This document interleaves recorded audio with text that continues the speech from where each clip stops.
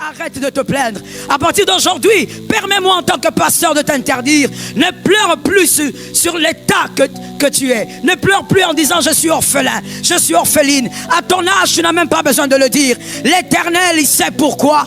Et c'est parce que l'Éternel sait pourquoi que ton état n'est pas un problème. Tout dépend de quel type de couronne vous avez sur la tête. Ainsi, un homme intelligent a compris qu'on ne pleure pas sur les épreuves, on étudie les épreuves. Car les épreuves sont la révélation du type de couronne que vous avez sur votre tête. Des fois c'est compliqué à comprendre, mais c'est ça la vérité. L'ours n'est pas qu'une bataille. Le lion n'est pas qu'une bataille. Nous parlons de David. L'ours et le lion ne sont pas que des batailles. Ce sont des présages. L'ours et le lion sont des présages. Lorsqu'une épreuve arrive dans votre vie, ce n'est pas seulement, comme on l'a vu le vendredi, que vous puissiez vous agiter comme une chenille.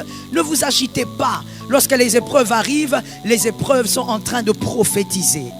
Ce matin, je viens te dire, puisque nous parlons de la race royale, je viens te rappeler une chose que tu connais, mais il faut que tu t'en rappelles bien.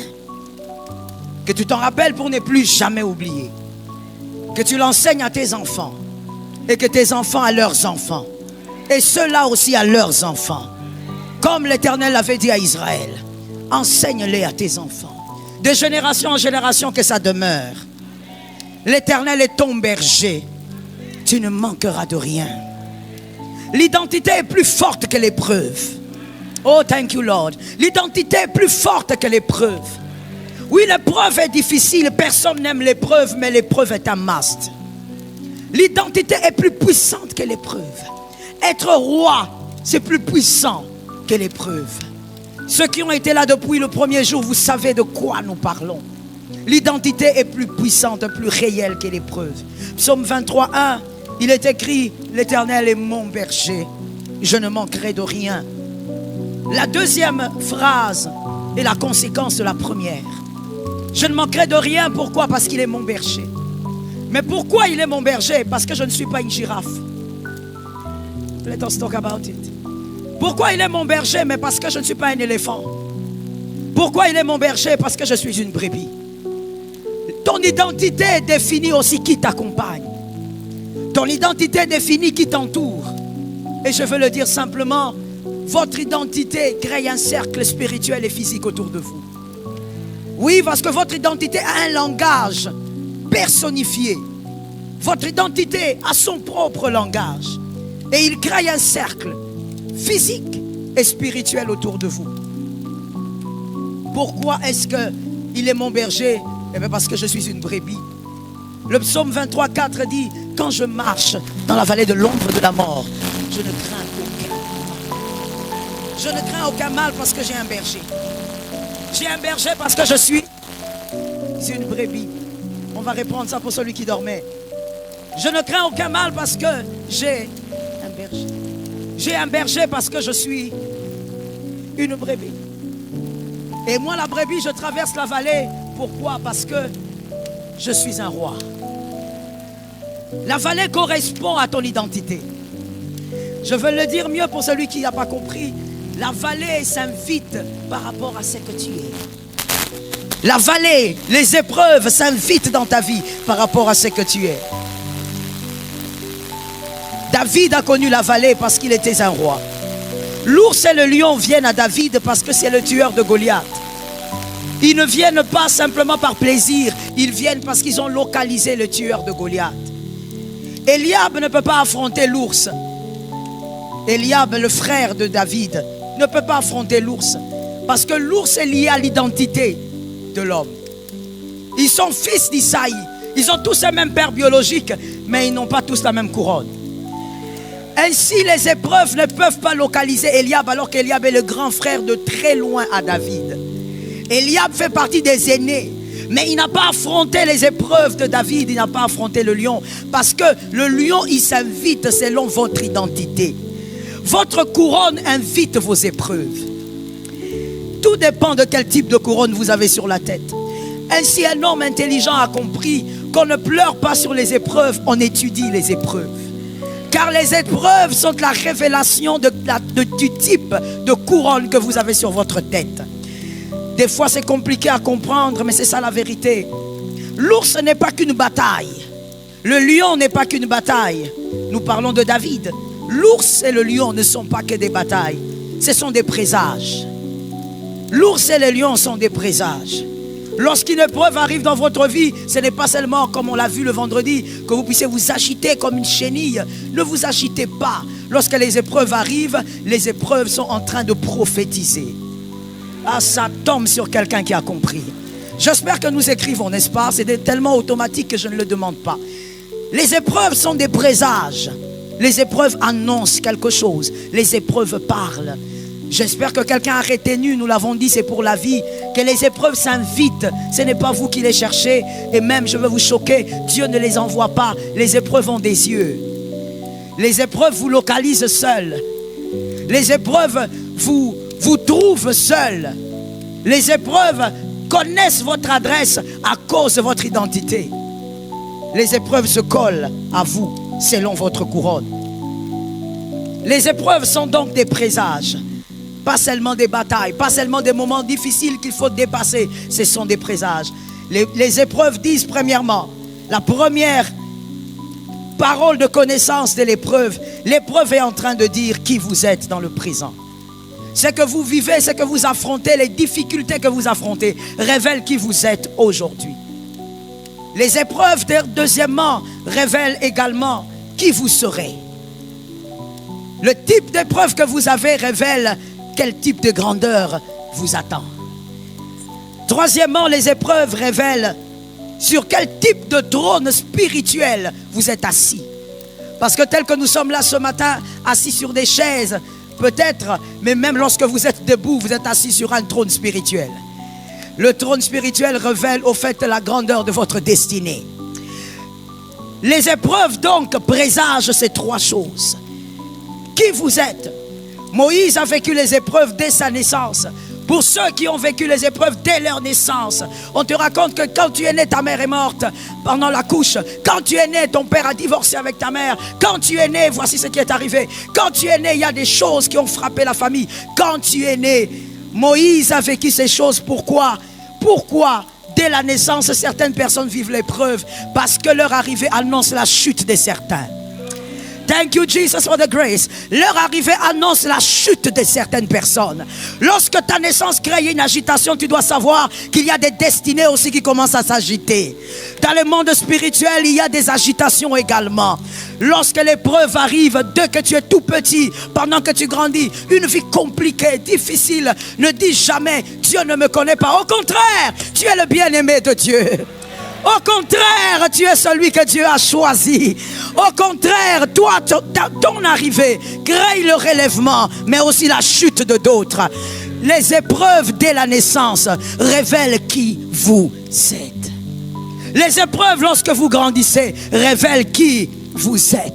Oh, nous maudissons cet évangile diabolique qui veut dire au peuple de Dieu, celui qui est éprouvé est maudit. Celui qui est éprouvé, Dieu l'a abandonné. Il doit faire des prières de récupération. Il doit faire des prières de rattrapage. Il doit donner des offrandes de rattrapage. Il n'y a pas d'offrande à donner. Quand tu es dans l'épreuve, tu traverses la vallée. L'Éternel t'a choisi.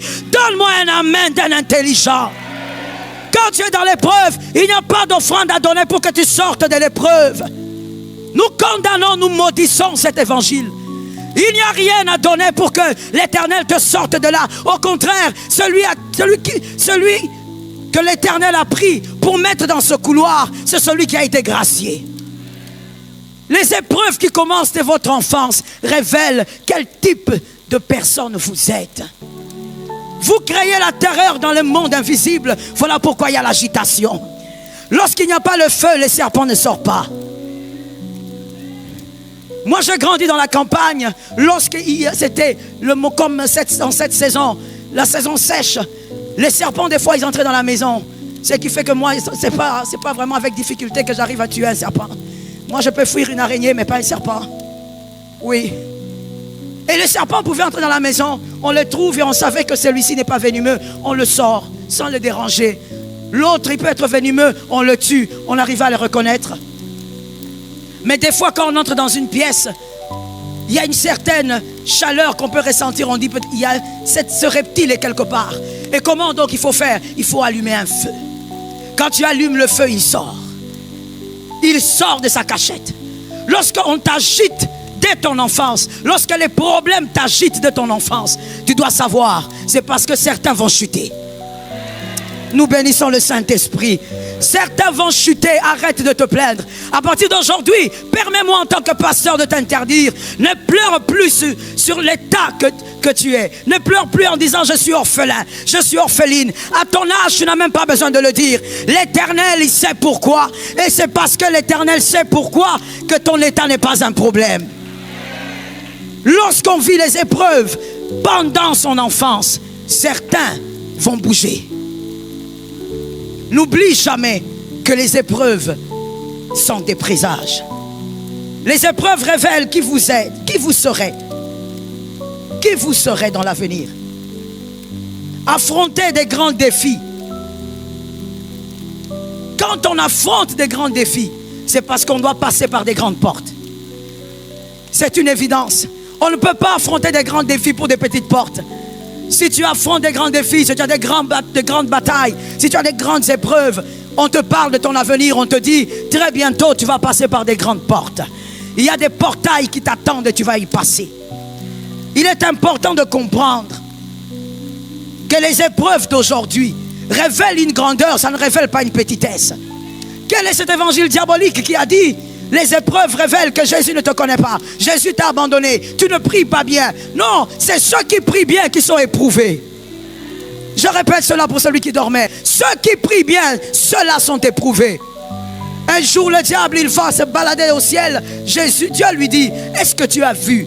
As-tu vu quelqu'un? Quelqu'un de très différent. Quelqu'un qui n'est pas comme les autres, la façon. Ce n'est pas un impudique, ce n'est pas un voleur, un escroc. As-tu vu cet homme-là? Il est millionnaire, mais il est intègre. Il est millionnaire, mais il m'aime. Est-ce que tu l'as vu? Le diable a dit, oui, je l'ai vu, mais il est comme ça parce que tu lui as tout donné. Dieu a commencé à éprouver Job. Pourquoi? Parce qu'il était meilleur. Ce sont les meilleurs qui passent par l'épreuve. Est-ce que quelqu'un m'entend bien? Ce sont les meilleurs que Dieu fait passer par le feu. Dieu sait qu'au bout du feu, il sortira de l'autre côté. Lorsque Dieu n'a pas confiance en toi, il ne te fait pas vivre l'épreuve. Il sait que tu vas pécher. Il sait que tu vas abandonner cette année. Il sait que tu vas l'humilier. Alors il ne le fera pas. Mais s'il a confiance en toi, il te fait passer par le feu. Il sait qu'à la fin de l'année, le bonheur et la grâce. Ça tombe sur toi, tu es localisable. Les épreuves présagent. Où est-ce que tu vas? Qui est-ce que tu deviendras? Les épreuves révèlent, je dis la troisième chose, le type de trône. Le type de trône spirituel sur lequel tu es. Il y a des personnes qui sont méprisées parce que le trône est grand. Oh, je vais te dire quelque chose que tu dois retenir pour la vie. Enseigne-le à ton fils, enseigne-le à ta fille. Il faut qu'il le sache. Tu dois savoir que lorsque spirituellement tu as un grand trône, le monde physique ne te supporte pas. C'est une réalité. C'est un fait. Lorsque dans le monde spirituel, tu as un grand trône, le monde des hommes, le monde naturel ne pourra pas te supporter. Jephthé, on l'a rejeté comme un malpropre. On lui a dit, tu ne vas pas hériter. C'est normal. Dis à un frère, c'est normal. Non, parle à celui-là, c'est ton frère dans le Seigneur. Dis-lui, c'est normal. Il ne pouvait pas hériter parce que les rois n'héritent pas avec les autres. Lui, il était le roi des héritiers. Il n'était pas un héritier. Lorsqu'on te refuse la chaise des héritiers, ne pleurniche pas. Tu es le roi des héritiers. Ça localise ta famille au nom de Jésus. Lorsque les hommes te rejettent, arrête-toi, étudie l'épreuve. Comprends que ton trône spirituel est en train d'agiter les trônes physiques. Le roi des héritiers ne se précipite pas à être un héritier. Et ici, voici pourquoi tu dois comprendre ce que Jésus avait dit. Jésus dit aux disciples, allez évangéliser. Le grand maître, incroyable, il enseigne tout le temps. Il lance des leçons d'intelligence à tout moment. Il dit, allez évangéliser à deux. Mais quand ils vont évangéliser, il leur dit, hey, come on, venez un peu ici. Sachez ceci, si vous entrez dans une maison et qu'on vous chasse, sortez de cette maison-là. Au fait, l'écriture est en train de le dire. Pourquoi? Parce que là où on te rejette, le trône est trop faible pour toi. Cet espace est trop faible pour toi. Ne rentre pas là où on t'a rejeté, à moins que Dieu te ramène là-bas. Là où on t'a rejeté, on ne rentre pas deux fois. Pourquoi? Si tu dois rentrer, oui, ça tombe sur les intelligents. Si tu dois rentrer, rentre comme Jephthé, comme un roi. Ne rentre pas comme tu étais parti. Lorsque tu es rejeté quelque part, tu es mal respecté quelque part, tu dois savoir qu'il y a quelque chose qui dérange ici. Ce n'est pas physique, c'est spirituel. Il y a des gens qui te regardent, qui disent « Je ne sais pas pourquoi je ne t'aime pas ». C'est normal, le trône spirituel dérange. Celui qui a un trône spirituel élevé ne peut pas être à l'aise au milieu des hommes. Les hommes seront toujours en train de te jalouser, en train de te mettre mal à l'aise. Pourquoi? Parce que ce qu'ils ne voient pas dérange. On ne peut pas comprendre. Ainsi, il y a des gens qui disent « Mais pourquoi on me combat tout le temps? Qu'est-ce qui se passe? Même quand je fais des efforts pour être en bon terme avec eux, ça ne marche pas. » Je vais te choquer en te disant « Arrête de faire des efforts. Arrête de faire des efforts. » Je répète, arrête de faire des efforts. Je répète, arrête de faire des efforts. Ne fais pas des efforts pour t'entendre avec les crocodiles. Toi, tu es Moïse. Ça ne marchera pas. Certaines choses ne peuvent pas marcher. Pourquoi? Parce que c'est ton trône spirituel qui est en train de déranger. Gloire à Dieu pour les épreuves que tu as vécues l'année passée. Gloire à Dieu pour les épreuves que tu vivras cette année. Ton amen n'est pas normal. Donne un amen de quelqu'un qui comprend. Gloire à Dieu pour toutes ces épreuves. Change ton regard face à tes épreuves. Comprends qu'il y a quelque chose d'invisible qui dérange et que la gloire de Dieu se manifeste. L'épreuve s'invite chez vous par rapport à votre identité spirituelle. L'épreuve ne peut pas venir. Ton épreuve ne peut pas aller chez ton frère ni chez ta soeur. Ça dépend de l'identité spirituelle. Ce que tu peux affronter peut tuer un autre.